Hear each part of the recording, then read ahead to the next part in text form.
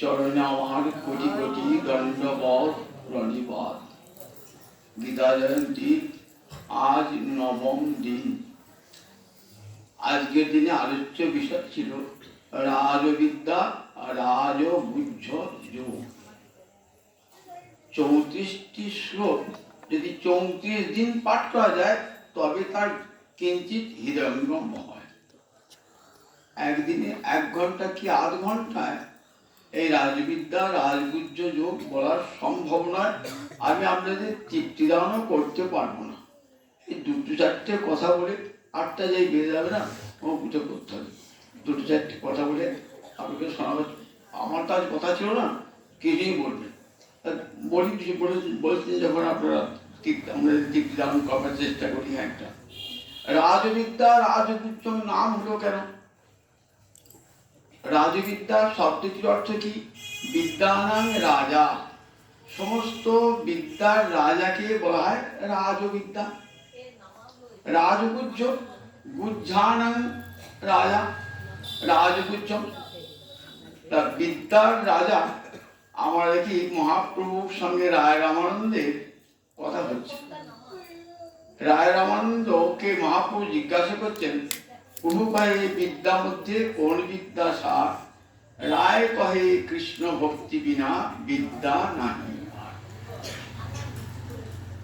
বিদ্যা, ভারতবর্ষে ঋষি বলেছেন বিদ্যয়া বিন্দতে অমৃতম।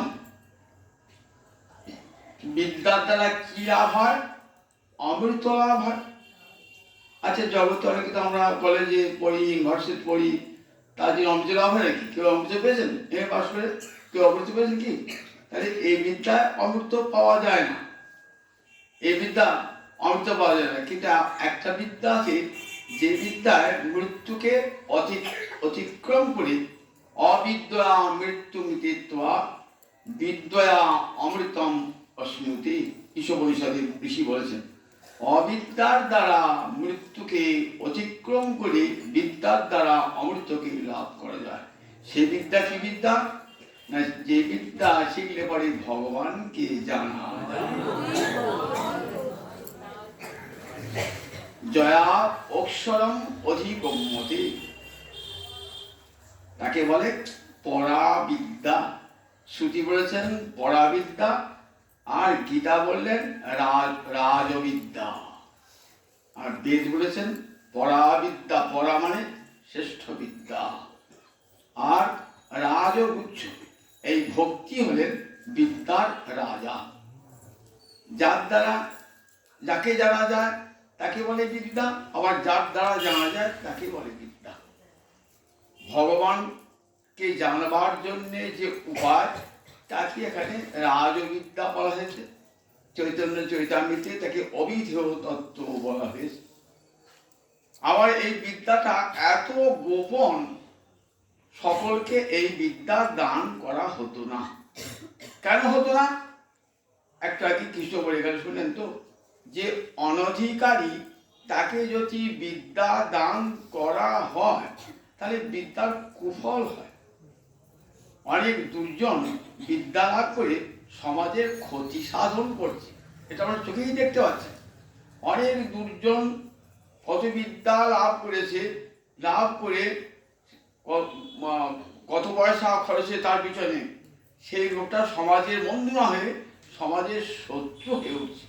একজন ডাক্তার, একজন চিকিৎসক, একজন অধ্যাপক, এবং এরা কত বড় বড় লেখাপড়া শিখেছে, কত উচিত করেছে তো, কিন্তু এদের এমন কাণ্ড কারখানা আকার সময় কাগজে বার হয়, অবাক হয়ে যায় যে এত বড় শিক্ষিত মানুষ এত বড় সমাজের ক্ষতি কেমন করে করে।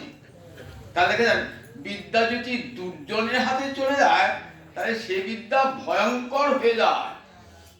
দুর্জন পরিহর্তব্য বিদ্যালঙ্কৃত ভীষণ মণিনা ভূষিত সর্প কিমসৌন ভয়ঙ্কর। চাণক্য শ্লোক বলেছে দুর্জন যদি লেখাপড়া শেখে না, আর লোকটা লেখাপড়া জানে, ও দুর্জন, ওকে বিশ্বাস করো না। সব সাপের মাথায় তো মণি থাকে না, এক একটা মাথা সাপের মাথায় মণি থাকে। ও সাপটা খুব ভালো সাপ, যেও না, ও আরো ভয়ঙ্কর বিষধর, ও আরো ভয়ঙ্কর বিষধর, ও বিষ ছুঁড়ে দেবে। ওরা অন্য বিষ কামড়াবে তো বিষ, তো ও বিষ ছুঁড়ে দেবে, ও কাছে যেও না। তা লিখেছেন তো দুজনের হাতে যদি বিদ্যা যায়, সেই বিদ্যা বড় ক্ষতি করে। বড় ইঞ্জিনিয়ার হলো, সরকারি ইঞ্জিনিয়ার, প্রচুর টাকাটা একটা সেতু করবার জন্য প্রচুর টাকা সরকার থেকে স্যাংশন করেছে। সেই টাকাটা কতটা মারা যায় সে চিন্তা করছে কীভাবে করা যায়, কত কম পয়সা মালটা নেওয়া যায়। দিয়ে সেতুটি তৈরি করলো, 1 বছর বাদে সেতু ভেঙে পড়লো, সেতুর উপরে 1 বাস লোক ছিল, পড়ে জলের মধ্যে। দেখুন একবার, দেখুন এই এই সরকারের আমাদের সকলের পয়সা নিয়ে সে এতদূর লেখাপড়া শিখে সমাজের কত বড় ক্ষতিটা করে দিয়ে গেল। দেখুন একবার, তাই দেখুন বিদ্যা কি সবাইকে দেওয়া যায়? সেই জন্য কখনো অনধিকারীকে বিদ্যা দিতে নাই। আজ অনধিকারী হাতে একটা আণবিক বোমার কারণ তৈরি হয়। দেখুন যারা অনধিকারী তারা যেটা সে ভয় দেখাচ্ছে, এখন দেখো যুদ্ধ লাগলেই বোমা ফেলে দেবো, একবার লক্ষ লক্ষ নিরপরাধ মানুষ মরে যাবে। তাহলে এই বিদ্যাটা যদি ওই অনধিকারী না জানতে তাহলে হতো না, যে সত্যিকার সজ্জন মানুষ এই বিদ্যা পেতে লিখিয়ে রাখতেন। কিন্তু অনধিকার আছে বিদ্যা, সেই জন্য রাজবিদ্যা সবাইকে এই বিদ্যা দান করা হতো না, এবং খুব গোপন বিদ্যা, খুব গোপন বিদ্যা। ভক্তিবিদ্যা এত গোপন, ভক্তিকে সবসময় গোপনে রাখবে। ভক্তি মানে তো ভালোবাসা, ভক্তি মানেই প্রেম, সেটাকে গোপনে রাখবে। রাখো প্রেম হৃদয়ে ভরিয়া। ভক্ত সবসময় কৃষ্ণ প্রেম হৃদয়ে ভরে, কখনো বাইরে প্রকাশ করে না। প্রেম বাইরে প্রকাশ করা জিনিস নয়, সেটি হৃদয়ে রাখবার জিনিস। যত হৃদয়ে ভরে রাখবেন না, ততই দেখবেন তার গতি হবে প্রবল। আগেকার দিনে গেছে তো স্টিম ইঞ্জিন চলতো, ট্রেন চলতো, তো মুখটা ঢাকা থাকতো। ঢাকা থাকলে কী হবে? তার গতিবেগ বেশি হয়ে যাবে, যদি খুলে গাড়ি চলবে না। তাহলে দেখুন প্রেম যদি হৃদয়ে থাকে না, তাহলে সে দ্রুত আপনার হৃদয়কে আপনার আরাধ্য দেবতার কাছে, আপনার অভিলষিত পুরুষের কাছে নিয়ে চলে যাবে। তাহলে এসে রাখো প্রেম হৃদয়ে হইয়া। দেখুন গোপীগণ তার শ্রেষ্ঠ উদাহরণ। গুহ্য মানে গোপনীয়, তো গোপন করে রেখে দেয়। মানে প্রেমটাকে গোপন করে রেখে দেয়, কার রেখে দেয়? গোপীরাই গোপন করে রেখে দেয় বলে তাদের নাম হয়েছে গোপী। গোপন করে রেখেছেন গোবিন্দ প্রেম, কৃষ্ণ প্রেম তাদের হৃদয়ে গোপনে ভরা, কাউকে জানতে দেন না। গোবিন্দের অন্তরে ইচ্ছা হয় গোপীরা আমাকে কেমন ভালোবাসে, একবার গোপীদের মুখ থেকে রাসের দিনে ডেকে এনেছেন, তো কত কথা বলছেন, কত বাঁকা বাঁকা কথা, বাঁকা ঠাকুরে বাঁকা বাঁকা কথা। উদ্দেশ্য কি না, গোপী যেন বলে যে হে গোবিন্দ আমি তোমায় ভালোবাসি। কিন্তু গোপীরা বলবে না, তাদের বুক ফাটে তবু মুখ ফুটবে না। হৃদয়ে প্রেমকে এমন করে ধরে গেছেন তারা, কখনো বলবেন না রাখো প্রেম হৃদয়ে ভরিয়া। প্রেম এত সস্তা নয়, ঘরের মাঠে গড়াগড়ি যায় না প্রেম। কাম গড়াগড়ি যায়, কিন্তু প্রেম গড়াগড়ি যায় না। প্রেম অমর, প্রেম নিত্য, প্রেম কখনো ধ্বংস হয় না। প্রেমের সংজ্ঞা দিয়েছেন গোসাই পাল, জানেন তো? ধ্বংসস্য কারণে সতী ধ্বংসরায়। ধ্বংসের কারণ থাকলেও ধ্বংস হয় না, তাকে বলে প্রেম। ধ্বংসের কারণ রয়েছে, তথাপি ধ্বংস হয় না। ধ্বংসস্য কারণাবতে সতী ধ্বংসরায়। ধ্বংসের কারণ থাকলে ধ্বংস না, বিনাশ প্রাপ্ত হয় না। এই যে প্রেম ভক্তি, এর বড় কখনো বিনাশ নাই। দেখবেন শ্রী গোস্বামী পাদ রূপ সনাতনের ভ্রাতুষ্পুত্র, চির ব্রহ্মচর্য অবলম্বন করেছিলেন। তিনাতে প্রেম তত্ত্ব সম্পর্কে একটা দার্শনিক গ্রন্থ লিখে ফেলালেন, নাম হয়ে গেল প্রীতি সন্দর্ভ। যারা ভাগবত ব্যাখ্যা করেন তাদেরকে এই প্রীতি সন্দর্ভ পড়তে হয়। 6টা সন্দর্ভের মধ্যে একটা সন্দর্ভ মানে বিচারমূলক। শ্রীমদ্ ভাগবত এবং পুরাণ বিভিন্ন জায়গা থেকে বেদ বিভিন্ন জায়গায় প্রমাণ তুলে তুলে রেখেছে যে কৃষ্ণ প্রেম কত উঁচুতে, এবং সেটা কত গোপনীয়, কত গুচ্ছ এবং কত শক্তিশালী সেই প্রেম। যে প্রেম আস্বাদন করবার জন্য গোলক বৈকুণ্ঠ থেকে ভগবান নেমে আসছেন। প্রেমের এত শক্তি, প্রেমের এত শক্তি, যে শক্তিতে ভগবানকে নামিয়ে আসে। সেই প্রেম ভক্তির কথাই এখানে রাজবিদ্যা রাজগুচ্ছ যুগে তার ইঙ্গিত মাত্র করেছেন, সূত্রাকারে তুলে ধরেছেন। এখানে বলছেন এই বিদ্যাটা বলে রাজবিদ পবিত্রমিদম উত্তমম শুশুকম কর্তুম অব্যয়ম বলে, এবং এত পবিত্র যে যদি এই ভক্তের অঙ্গে স্পর্শকার্য হয়, ভক্ত যদি তার কাছে থাকে সেও পবিত্র হয়ে যায়। গঙ্গার পরশ হইলে পশ্চাতে পাবন, দর্শনে পবিত্র করো এই তোমার গুণ। এই প্রেম, এই ভক্তি যার হৃদয়ে আছে, একবার যদি তাকে দর্শন করেন আপনি পবিত্র হয়ে যাবেন। এতখানা এর শক্তি, সাধুর শক্তি আপনার মধ্যে সঞ্চারিত হয়ে যাবে। বললেন প্রত্যক্ষাবগম, অবগম মানে অপূর্বগম তো জানা, প্রত্যক্ষ ভাবে জানা যাবে ভগবানকে। শাস্ত্র পড়ে ভগবানের জ্ঞান অর্জন করলেন তো তাতে ভগবান কোনোদিন পাবে না। কোটি কোটি শাস্ত্র বললে ভগবান পাওয়া যাবে না। নায়মাত্মা প্রবচনলভ্য ন মেধয়া ন বহুনা কৃতে ন। বেদবাসা বললেন ও যত বিদ্যা গ্রহণ করো, যত শাস্ত্র পড়ো, গোবিন্দকে জানতে পারবে না। তাহলে কি করে জানবো? জমে বৈশ বিনুতে তেনই বলো ভবতস্য আত্মা বিবিনুতে তনুষাম। তিনি তাকে কৃপা করে বরণ করবেন। কৃপা করে কখন বরণ করবেন? আপনার হৃদয়ের প্রেম ভক্তি খাবার জন্যে, আস্বাদন করবার জন্যে যখন ভগবান আকুল হয়ে আপনার কাছে ছুটে আসবেন, তখনই ভগবান আপনি ধরা দেবে, আপনাকে ধরা দেবে। তাই সুসুকম কর্তুম বলে প্রত্যক্ষ অনুভূতি কিসে? ভক্তিতে ভগবানের প্রত্যক্ষ অনুভূতি হয়, অপরোক্ষ অনুভূতি হয় ভগবানকে। সাধক কি করেন? হৃদয়ে ভগবানকে দেখতে পান। ভাগবতে একটি শ্লোক আছে, এবং ব্রত সপ্রিয় নাম কীর্তা জাতানুরাগ দুর্চিত্ত উচ্চ হসত্যতরৌতি গায়তি উন্মাদবতী নিত্যতি লোকবাহ্য। যখন এই কৃষ্ণ প্রেম কোন ভক্তের হৃদয়ে আবির্ভূত হয়, তখন তার কেমন অবস্থায় হয়? সপ্রিয় নাম কীর্তা, গোবিন্দের নাম কীর্তন করতে করতে করতে করতে যখন হৃদয়ে এই প্রেমের আবির্ভাব হয়ে যায়, তখন কি হয়? কখনো হাসি পাগলের মতো, কখনো রদিতি, কখনো কাঁদে, কখনো রৌতি, কখনো চিৎকার করে, কখনো উন্মাদবতী নৃত্যতি, কখনো উন্মাদবতী নৃত্য করে লোকনিরপেক্ষ। এই রাজবিদ্যার আদিপুত্র যোগ এত এবং সুসুকম কর্তুম অব্যয়ম বলে। দেখো জ্ঞান সাধন, যোগ সাধনে কত কষ্ট, কিন্তু ভক্তি সাধনে কোনো কষ্ট নেই। এই যে বসে বসে শুনছেন 1 ঘন্টা, কি কষ্ট যাদের উপোস করে শেষ কথা শুনো, কেউ বলেছে? এতগুলি টাকা দিয়ে তবে শোনা হবে বলেছে? তাহলে কোনো পরিশ্রম নাই, কোনো উপাসও করতে হয় না, হরিকথা শুনলেন তো। দেখুন এই হরিকথা অন্তরটাকে কেমন পবিত্র করলো। এক মুহূর্তে আমরা যতখানি হৃদয়ে ময়লা ছিল সব বেরিয়ে গেল। আবার যেটুকু পেলেন সেটুকু কোনোদিন বিনাশ হবে না, অব্যয়ম কোনোদিন বিনাশ হবে না, থেকেই যাবে। একদিন হরিকথা শুনলেন তো, ওই একদিন হরিকথাটাই থেকে গেল হৃদয়ে, কোনোদিন নষ্ট হবে না। কিরকম জানেন তো? আপনার হাতে একটা হিরের আংটি ছিল, হিরের আংটা আপনি ময়লা ফেলাতে গেলেন ডাস্টবিনে, হিরের আংটা পড়ে গেছে, কোনো আলগা হয়ে পড়ে গেছে, খুঁজে পাচ্ছেন না।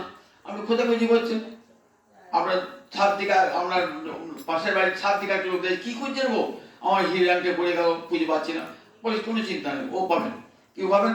ওই দেখবেন ওই নর্দমার যে ময়লাগুলো না, ডাস্টবিনের ময়লাগুলো না, আপনি খুঁয়ে যাবে, সব খুঁয়ে যাবে। তারপরে দেখবেন ঠিক চিকচিক করছে ওই আপনার ওই হিরের আংটিটা পেয়ে যাওয়াটা। তাই দেখুন অন্তরে যত ময়লা জমুন, হৃদয়টা ডাস্টবিন তো, সেখানে কত ময়লা জমেছে। একদিন হরিকথা শুনলে হিরের আংটি পড়ে গেছে, হিরের আংটি পড়ে গেছে। বলেন ঠিক, আবার দেখো 5 বছর বাদও আবার দেখবে ওই হিরেন একদিন হরিকথা নাম সেই কথা মনে থেকে যাবে। এমনই সুসুক অঙ্কর অব্যয়ম এই ভক্তির বিনাশ হয় না। এই রাজবিদ্যা রাজনীতি কি কতগুলি প্রকরণ আছে, অনেকগুলি প্রকরণ। সেখানে বলা হয়েছে কেমন দেখুন, কৃষ্ণ তো বললেন অনন্যা চিন্তন মাং যোজনা পর্যুপাসতে তেষাং নিত্যাভিযুক্তা নাম যোগস্যেমং ভয়াবহ, যোগস্যেমং বাম, যোগ এবং ক্ষেম আমি বহন করি। অনন্য ভক্ত হতে গেলে কি কি গুণ তার আগে বলছেন, সততং কীর্তন তোমাং যদন্তস্য দৃঢ়ব্রতা নমস্যন্তস্য মাং ভক্তা নিত্য যুক্তা উপাসের 5টা গুণ বললেন। সততং কীর্তনতমাং বলে আমার ভক্ত সব সময় আমার কথা কীর্তন করে, শয়নে স্বপনে নিদ্রায় জাগরণে সব সময় আমার কথা কীর্তন করে। সততং কীর্তনতমাং। আর কি করে বলে যদন্তস্য, আর কি করে কৃষ্ণ প্রেম লাভ হবে তার যত্নশীল হয়। কত ভাবে একটা ওই ভক্তিলতা বীজ পুঁতেছেন তো, তাকে যত্ন করে যদি না বাড়ান গাছটা বাড়বে? ভক্ত গুরুদেব কানে বীজ মন্ত্র দিলেন, এবার তাকে অঙ্কুরিত করতে হবে তো। আপনি বাড়িতে গাছটা কিছু লাগিয়েছেন তো, গাছ লাগিয়েছেন তো, চারিপাশে বেড়া দিতে হয়, জল দিতে হয়, সার দিতে হয়।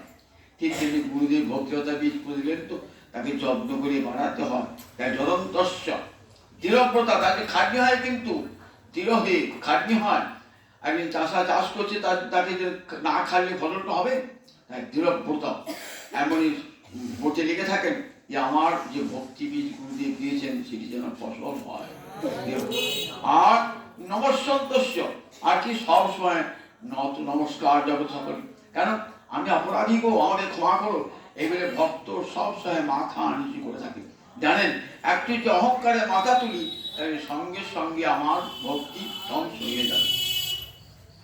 সবসময় ভক্ত নিজেকে অপরাধী এই বেড়াদি রাখেন, যাতে আমার ভক্তি নষ্ট না হয়ে যায়। তার জন্য কোথায় কোন বৈষ্ণবের কাছে, কোথায় কোন ধামে, কোথায় সেবার অপরাধ করে যাবে, ভক্ত সবসময় কোনো অপরাধ করেন না সজ্ঞানে, তথাপি কোথায় অপরাধ হইবে, কোথায় অপরাধ হইবে এই ভেবে তারা কি করেন, ভেবে যে সব সময় নতমস্তকে থাকেন। নমস্যন্তস্য নিত্যযুক্তা, আর ভগবানের সঙ্গে শয়নী স্বপনী নিদ্রায় জাগরণে সব সময় ভগবানের সঙ্গে যুক্ত হয়ে থাকে। নিত্যযুক্তা উপাসতে, নিত্যযুক্ত এবং উপাসনা করে। যে একদিন গুরুর কাছে মতলব খুব ভক্তি একটি হলো, বা তারপর কোথায় আর সব কোনো পাত্তাই নেই, হরিনাম ব্যাপার নাই, হরিকথা শোনাও নাই, বাড়িতে ঠাকুর দেবতাও নাই, কিছুই নাই। বলে না, যে সত্যিকারে ভজনশীল হবে তার নিত্যযুক্তা, সব সময় ভগবানের সঙ্গে সে যুক্ত হয়ে থাকবে। সংসারের সকল কর্মে সংসার করুন, সংসারের স্ত্রী পুত্র সব থাকবে, সকলকে ভালোবাসুন, কিন্তু সেই ভালোবাসা যেন ধীরে ধীরে ঊর্ধ্ব গতিতে বৃত্তি প্রাপ্ত হয়ে গোবিন্দ চরণে পৌঁছে যায়। ভক্তি যেন ভালোবাসা যেন ঊর্ধ্ব। সংসার দিয়েছেন কেন ভগবান? ভালোবাসাটা বোঝবার জন্যে দিয়েছেন। ভালোবাসাটা, এই ভালোবাসাটাকে ধীরে ধীরে নিয়ে যেতে হবে। আত্মেন্দ্র পুটি বাঞ্ছা তারে কহে কাম, কৃষ্ণেন্দ্র পুটি বাঞ্ছা ধরে প্রেম নাম।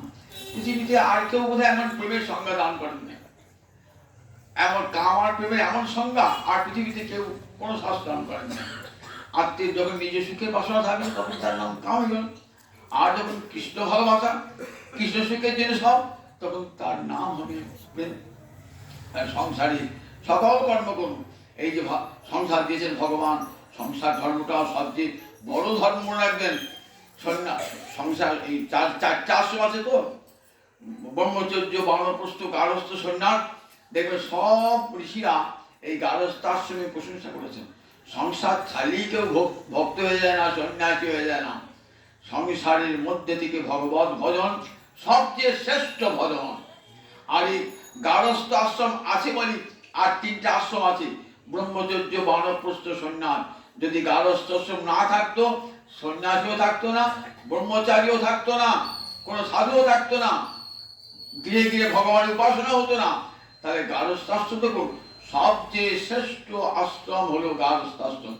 এই গারস্থ আশ্রমে থেকেই ভগবানকে যেমন করে সেবা করা যায়, তেমন কি আর ব্রহ্মচর্য হয় না, সন্ন্যাসী হয় না, বানপ্রস্থ হয় না। সুতরাং গারস্থ আশ্রমে থেকে কি জন্য গারস্থ আশ্রম? এখানে ভালোবাসা শেখার উপায় আছে। এখানে স্ত্রী স্বামীকে ভালোবাসে, স্বামী স্ত্রীকে ভালোবাসে, বাবা ছেলেকে ভালোবাসে, ছেলে বাবাকে ভালোবাসে। এই ভালোবাসা ধীরে ধীরে মনে হয় এই ভালোবাসাটা কেমন করে স্থায়ী হবে। একবারে একটা নিত্য পিতা কি নাই, একটা নিত্য মাতা কি নাই, একটা নিত্য পুত্র কি নাই। আমি যে ছেলেকে ভালোবাসি সে একদিন মরে যাবে, যে বাবাকে ভালোবাসি সে বাবা তো একদিন মরে যাবে, যে মাকে ভালোবাসি সে তো একদিন মরে যাবে। এমন পিতা, এমন মাতা, এমন পুত্র চায় যে চিরদিন থাকবে, আমার সব ভালোবাসাটা আমি তাকে দেবো। এই সংসার ধর্ম থেকে সেই ভালোবাসার এই সংসার ধর্ম থেকেই সেই ভালোবাসার উত্তরণ ঘটে, উত্তরণ ঘটে। তাই বললেন দেখো, এই সংসার থেকে নিত্য যুক্ত উপাসতি, সব সময় ভগবানের সঙ্গে যুক্ত থেকে ভগবানের উপাসনার কথা শ্রী গীতা জননী আমাদের জগৎ শুনিয়েছেন। গীতা স্বয়ং তিষ্ঠামি গীতামি পরমং গৃহং গীতা জ্ঞানং সমাশ্রিত ত্রিলোকান পরমং। কতখানি গীতার মর্যাদা! ভগবান বলছেন আমি কোথায় থাকি জানো? আমি গীতার আশ্রয়ে থাকি। তাই যখনই বাচ্চাটি গীতা লাগলেন, যাতে ভগবান আমার বাড়িতে রয়েছেন, গীতার মধ্যে রয়েছেন।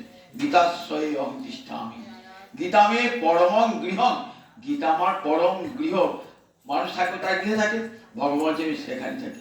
গীতা জ্ঞানং সমাশ্রিত ত্রিলোকান পরামহম। আমি গীতা জ্ঞানকে আশ্রয় করি, ত্রিলোক পালন করি। তাহলে বুঝো কতখানি গীতার মহিমা, কতখানি গীতার মর্যাদা। জগতে কোনো শাস্ত্রে আমার মর্যাদা আছে? কোনো ধর্মাবলম্বী শাস্ত্রে গীতার এমন মহামহিমা? সারা বিশ্বে আজ গীতা বিশ্বজনীন গ্রন্থ হয়ে গেছে। শুধু জাতীয় গ্রন্থ নয়, বিশ্বজনীন গ্রন্থ। বিশ্বের সমস্ত মানুষ পরমাদরে গীতাকে গ্রহণ করছে। গীতা থাকলে কি হবে? জীবনটা গীতার আদর্শে গড়ে উঠলে একটা সুন্দর মানুষ তৈরি হয়, সুন্দর মানবী তৈরি হয়, সুন্দর মানব তৈরি হয়, সুন্দর সমাজ, সুন্দর রাষ্ট্র, সব গড়ে উঠে গীতার আদর্শে। যেখানে বলছেন অদ্বৈতামৃত বর্ষিণী, গীতার ধ্যানেতে বলা আছে অদ্বৈত রূপ অমৃত তত্ত্ব বর্ষণ করে। ভগবানের গোবিন্দ ছাড়া জগতে আর কেউ নাই। তুমি কার প্রতি শত্রুতা করবে? গোবিন্দ যদি অপরকে শত্রুকে ভালো ভাবো, তাহলে সে তো গোবিন্দই, গোবিন্দের প্রতি শত্রুতা হয়ে গেল। দেখুন এমন কথা জগতে আর কোন ধর্ম বলেছে? আমি তোমাকে হিংসা করবো না কেন? তোমাকে হিংসা করলে যদি আমার উপকার হয়, লাভ হয়, জিজ্ঞাসা করবি? বলেন তুমি যখনই হিংসা করবে, মনে রাখবে তুমি কাকে হিংসা করছো? সে তো গোবিন্দকে হিংসা করছো, শত্রু ভাবছো। এমনি করে জগৎময় এক, গোবিন্দ ছাড়া দ্বিতীয় নাই। যত্র বিশ্বং ভবত্যে করিরং সর্বশেষ বলছেন সারা বিশ্ব হবে একটা নীল, একটা ভাষা। সবাই আমরা এই বিশ্ব সংসারে ভ্রাতা, সবাই আমরা ভাই বোন। এই বোধ ভালোবাসা এনে দেয় গীতা জননী। জগৎকে শিখেছেন বিশ্ব মানবতা, জগতে বিশ্ব প্রেম, বিশ্ব মানবতা গীতা শিখেছেন। তাই গীতা যুগে যুগে গীতা মহাবাণী সর্বত্র সাধুরা পরমাদরে গ্রহণ করে থাকেন। এই গীতার কথা বুঝতে শেষ করা যায় না। 8টা বেজে গেছে তো আর বেশি বলবো না। আমার পরের দিন আমাকে একটা শুনে হবে, যখন সময় সুযোগ হলে বড় করে বলবো। আজকে এখানে গীতার কথাই শেষ করি। গীতা জয় হোক, আর নবমী হোক। আপনারা আসুন, আপনাদের সহযোগিতা কি হচ্ছে আমার জানা তো ভালো লাগবে না। আপনারা আসুন। হ্যাঁ শোনো ভানু বালা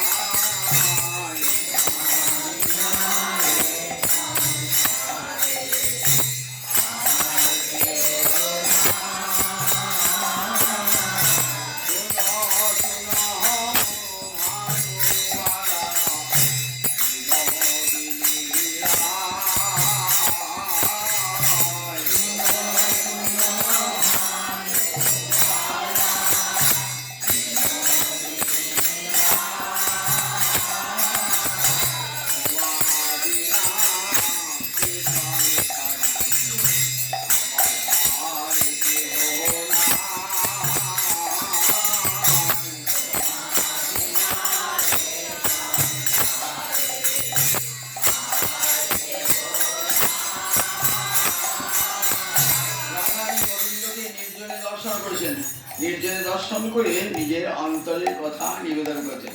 তোমার বিনা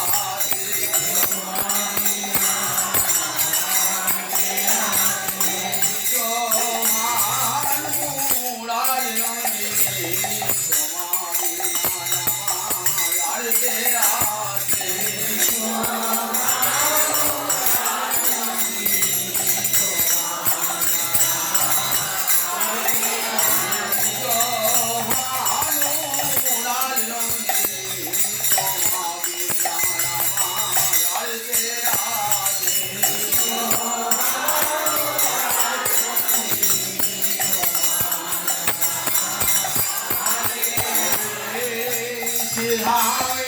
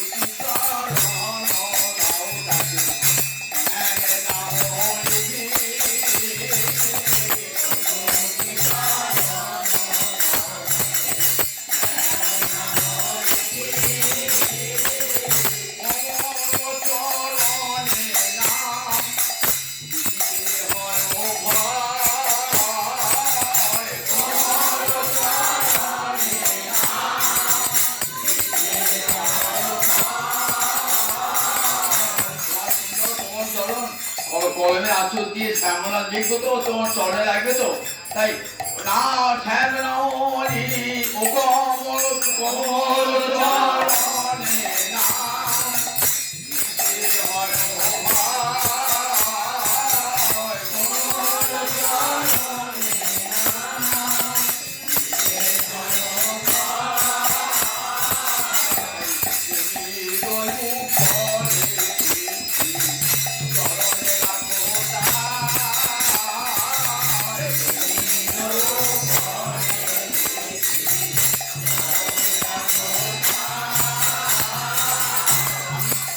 না শ্যামলা কি চরণটা রাখো